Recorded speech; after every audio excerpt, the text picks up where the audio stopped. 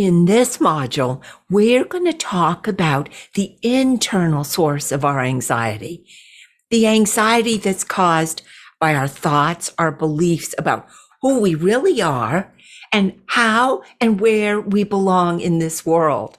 Now, these beliefs often begin in our early childhood with what we're taught and what we're told about ourselves, about who we are, what the world is like, and how we fit in to that world.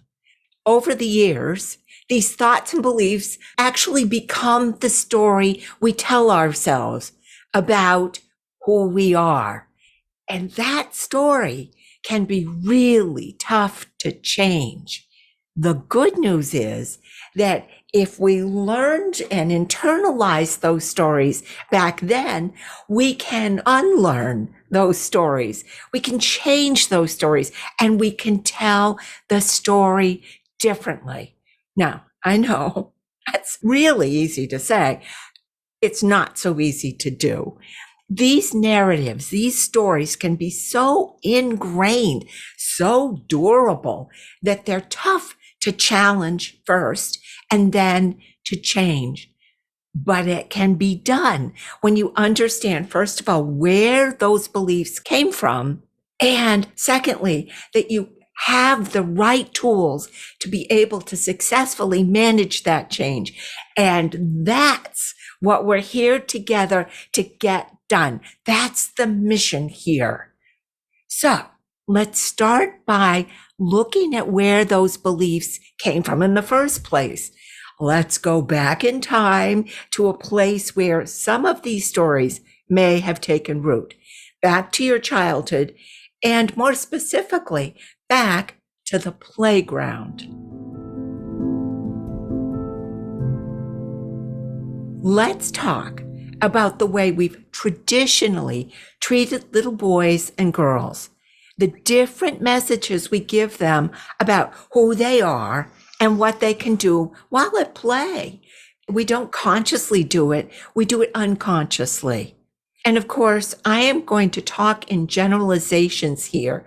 Over the years, thank goodness, views on traditional gender roles have shifted and things may have been completely different for you. But I'm going to share with you kind of a generic example of how things might have been for someone, just to get you thinking about your past and what you learned on the playground or in your childhood. And as I talk, think back to what your experience was as a child, what you were told about you, what you learned, and how that affects your anxiety today. All right. Imagine you're sitting at a playground watching a group of children at play. Everybody's having a good time until a child falls off the swing. In our first example, the child Mary falls off the swing and starts to cry. Her caregiver jumps up, rushes over, hugs her, comforts her, and tells her it's okay.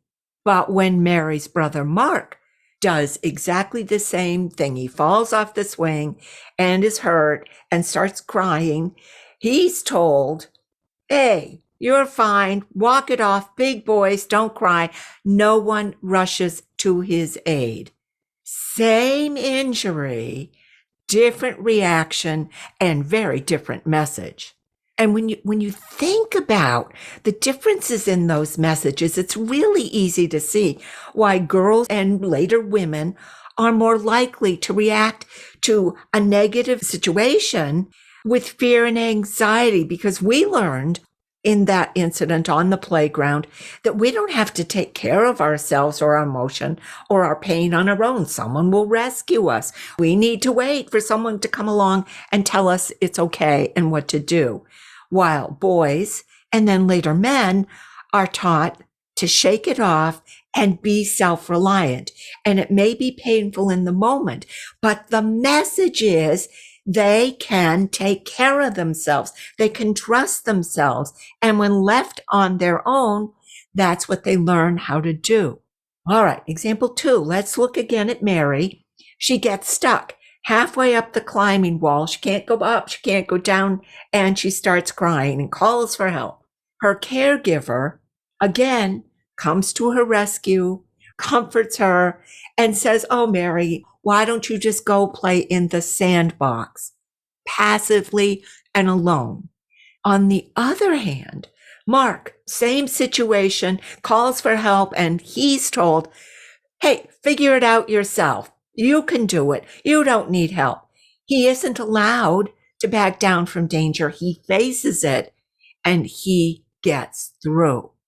All right. So Mary has learned on the playground there are dangers in this world that she should probably avoid because she needs someone else to get her through, and she's probably just not equipped to handle them. She's told, "You can't, don't try."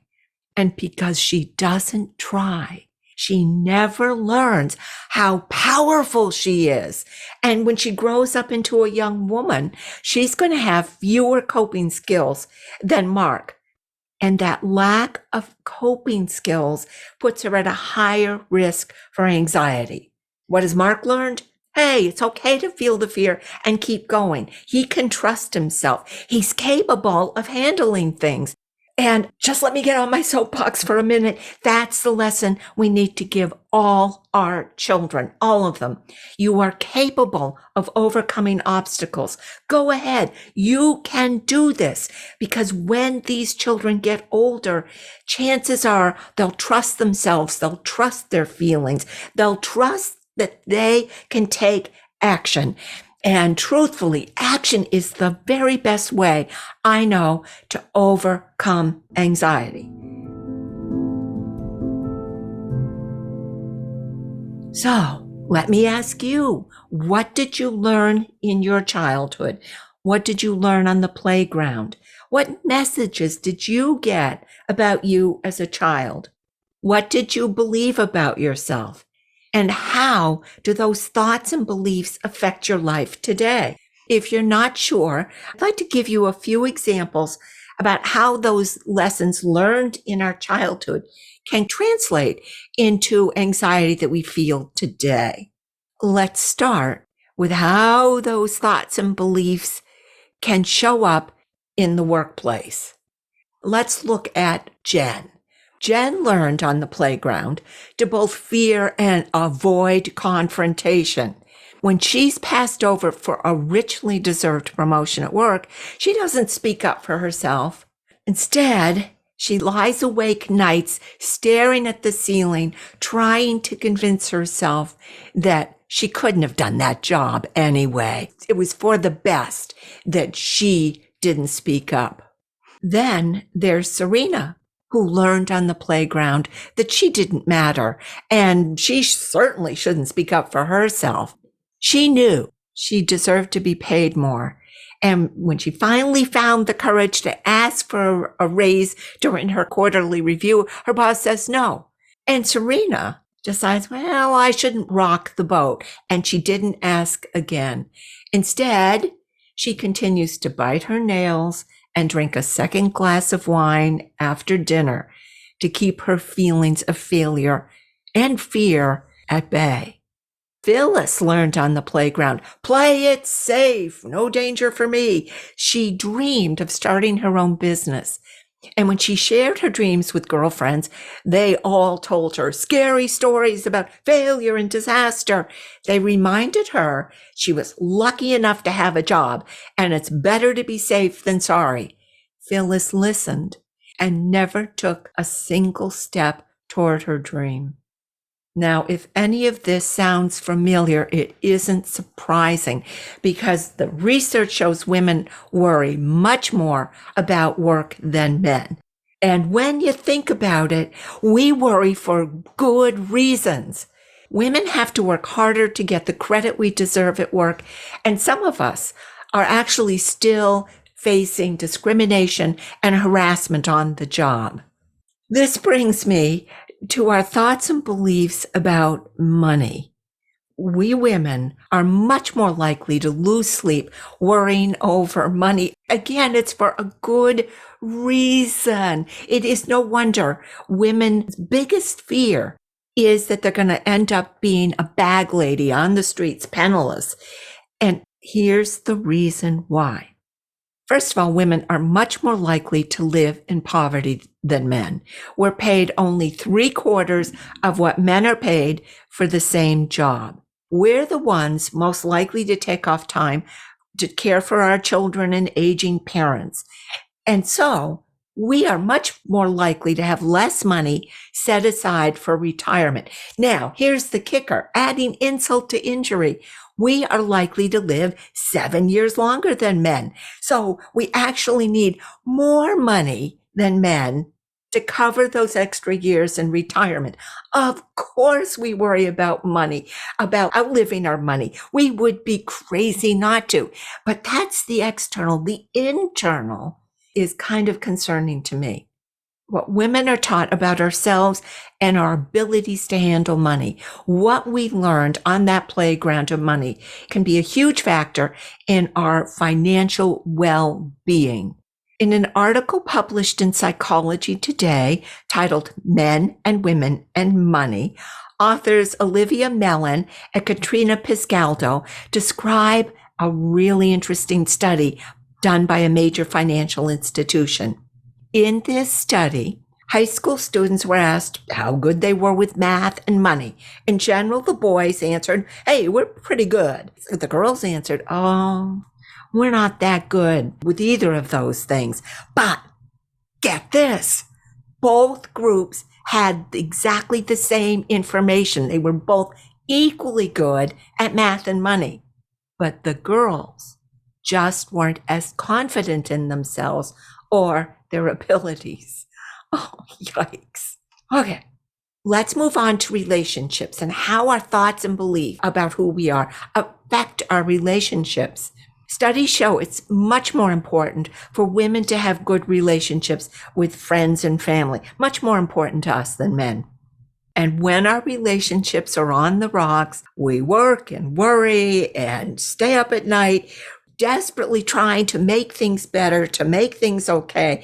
And I know about this personally. This really hits close to home for me. Anyway, but we women are the ones who are more likely to worry about the health of our partners and our children. We run ourselves ragged, trying to balance everybody, our roles as mother, daughter, partner, friend, professional, trying to make sure everybody else is healthy and everybody else is happy, and we're all okay. So let me ask you, how do you feel about your relationships today? And what did you learn about relationships when you were on the playground, when you were a child? Now, all that running around brings me to the subject of how we spend our time and how our thoughts and beliefs impact the way we spend our time.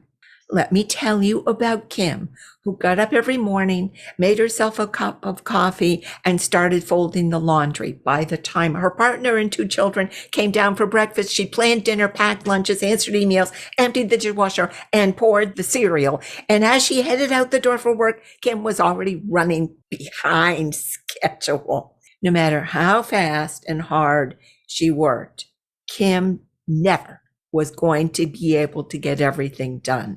Now, Kim had learned on the playground that other people's needs were far more important than her own, and she ran herself ragged, trying to get it done for everyone else. No room for herself, no room for her own needs on the list, the to-do list. No time for Kim. Sound familiar? As Linda Wasmer Andrews writes in her article, Why Women Need Me Time and How They Can Claim It, I love the title, a survey done by the Pew Research Center found that women do far more than their share of housework and childcare, even if we're working full time. And according to a study done by Real Simple magazine, 52% of American women have less than 90 minutes a day of free time, and 29% of us have less than 45 minutes a day, which means we are far too busy to do anything to take care of our own health. We don't get enough sleep. We don't take time to eat a healthy diet. We don't have time to hit the gym. And this is the hardest thing of all. We give up doing the things that bring our souls peace, and we suffer for it. So here we are. Women are told we can have it all, and we're encouraged to do it all. We're told we can be great mothers, successful business women. We can look great, feel great, and still have time left over to have fun. And when we don't or can't, we worry and we decide and feel that we're not good enough. Just talking about this makes me tired. So let's wrap up this module by asking you, have you recognized yourself in any of the stories above? Do you have a clearer idea of what's causing your anxiety on the inside? If you don't worry. In the next module, I'm going to help you really get to know your anxiety in detail. We're going to talk about specific symptoms and explore the impact anxiety is having on your life today. Then we're going to get down to the business of helping you deal with that anxiety in ways that help set you free from your fear.